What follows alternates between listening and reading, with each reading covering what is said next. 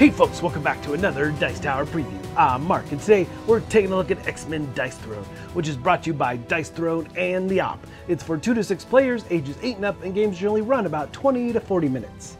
In X-Men Dice Throne, you become one of 9 innovative and thematic heroes. Every Marvel Dice Throne hero was painstakingly designed and balanced to provide the most thematic experience possible, allowing you to truly embody your favorite heroes like no other game. Featuring all new mechanisms and asymmetric design, these are some of the most innovative and exciting heroes yet.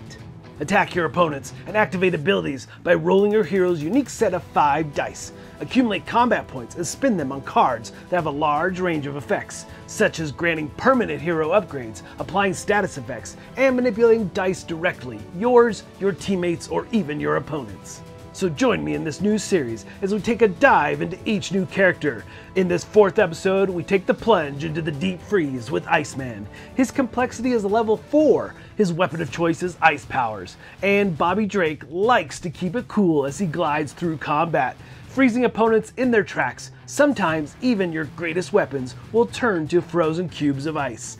But don't let his chill demeanor fool you, or he just might freeze the day.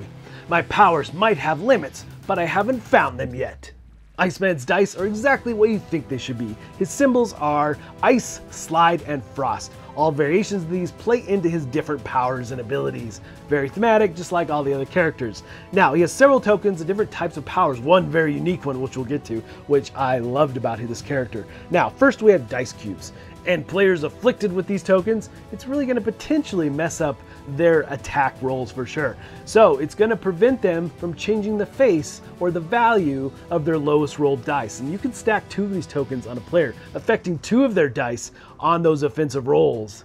And then of course, Iceman has ice shards, and he's going to be able to use them in various ways depending on the power that you're invoking. And obviously the way to use them is to do some additional damage, things like that. But more importantly, he has a card, or what is called his freezer, that you can put these tokens on. Now, you have to activate abilities that say add this to the freezer, so you have to have shards already in play on your character in order to do this, based on other powers that you've used or cards that you put into play, how you acquired these shards. So, saving them up, putting them in the freezer based on the power that was used, and then once you get 5 of these, then it turns into glide, and glide is where the fun is. So if you take a closer look at Iceman's abilities, all his different powers, you'll see that there's some arrows connecting powers one to another, gliding between powers, so to say, as you use these different abilities. Now, you can only ever have 1 glide token, and you can only use 1 per turn, obviously. So the thing here is that once you activate a power, and after your opponent has gone through their defensive phase, you can spend this glide token to create a glide path, following the arrow from one power to the next. And what is awesome about this is that on that next power, it counts as a second roll. But the thing here is that it will activate. You don't have to roll anything. That power just engages and you can attack fully with it. So glide and glide path are just simply one of my favorite things about all these new heroes. And Iceman was a huge surprise to me because I wasn't really excited about him, but now I'm really excited about his powers and how he works. Definitely a more intricate type of hero to use and kind of gear up to make some big attacks. Now, his powers, his abilities, his big one in the middle is Ice Storm.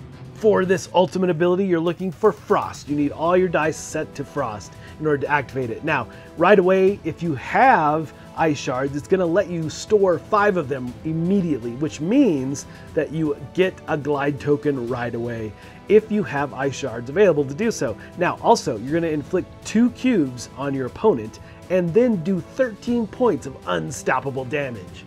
Now, looking at all his core, his primary abilities here, first we have Frostbite. You're looking for ice, the symbol, in order to activate this, and you're going to do varying amounts of damage based on how many you have. You have 5, 6, or 7 points that you can be able to invoke, and if you have 4 of a kind, then you can store 1 ice shard into the freezer, and then you can pull any of the different tokens, including glide, from the freezer back to your character. And this is key, because all the tokens that are on the freezer are considered not in play until you actually get them back to your character.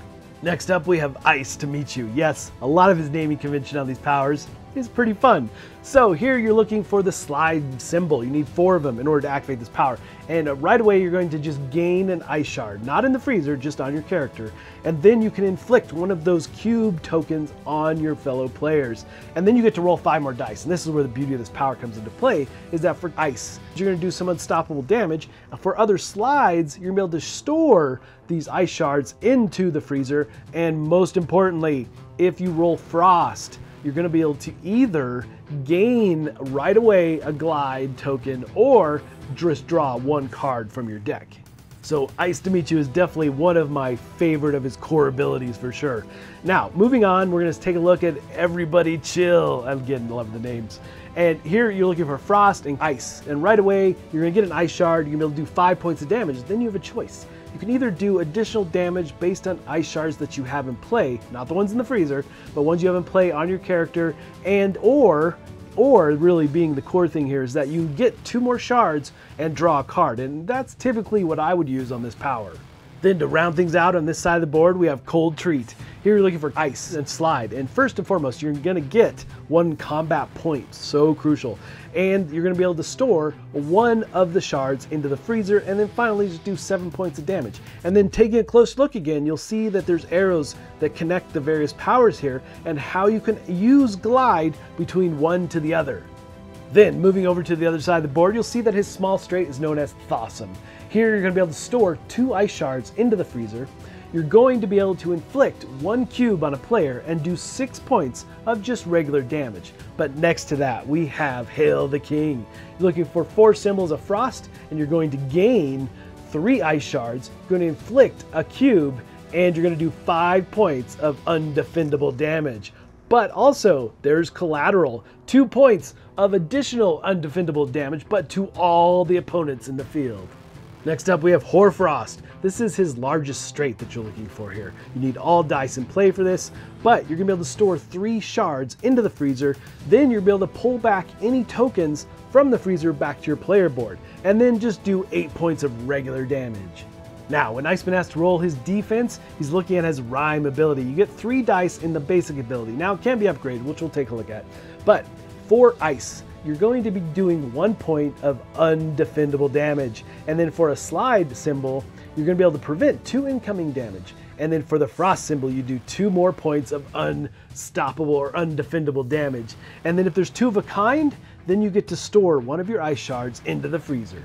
So let's take a closer look at some of his upgrades. He has 6 different abilities that he can upgrade. Again, in order to use these abilities, you have to pay the cost and overlay the standard ability.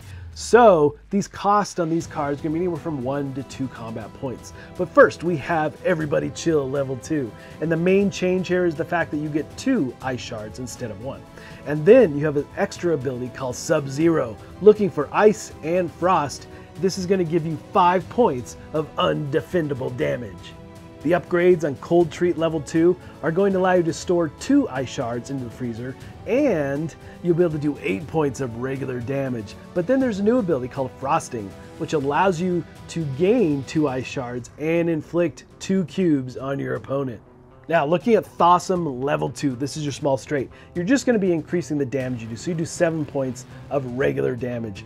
And then Hail the King. This also increases the damage, but it has a new ability. So for Hail the King, you're going to be doing 7 points of undefendable damage, but you also get a Snow Cone ability, which allows you to store 8 of your ice shards into the freezer, which just means that you're going to be creating a glide token right away. Then for your Hoarfrost level 2, again, this is your large straight. The main change here is the fact that you do 10 points of damage, regular damage, instead of 8. But you have a new ability attached, which is Icy Come, Icy Go. Looking for the slide symbol, you're going to get a glide token. Yes, fantastic. You're going to inflict cubes on your fellow player, and you're going to do 5 points of undefendable damage. Now finally, for Iceman's defense ability, Rhyme level 2, 2 big changes here. The biggest one being the fact you get to roll 4 dice now instead of 3. But you also get to store 2 ice shards into the freezer.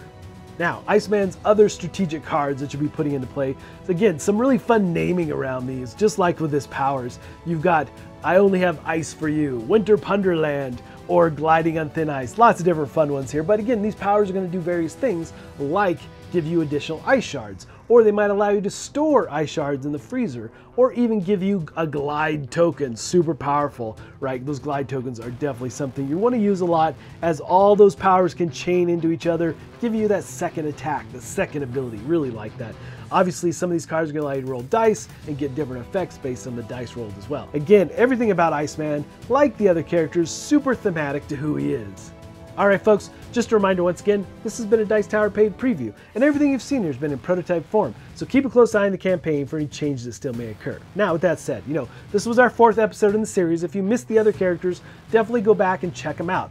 The other characters that you've seen in the campaign, I will get to as soon as I get them in hand. We'll continue this series looking at the others and so forth. It was just really fun to do a deep dive into each of the characters and how they work. I really enjoyed that. And what was the biggest surprise to me out of the bunch of these characters is Iceman, because he was the one I was least looking forward to actually filming and playing and working with, but he ended up maybe being my favorite, even though Wolverine will always be my favorite, hands down. Still, Iceman was just a ton of fun to play. I really enjoyed his abilities and powers, how they all work together, and getting that glide ability and invoking it in those different instances to activate a second attack ability or a second ability as you looked at the following chain of arrows between abilities. Glide is so much fun.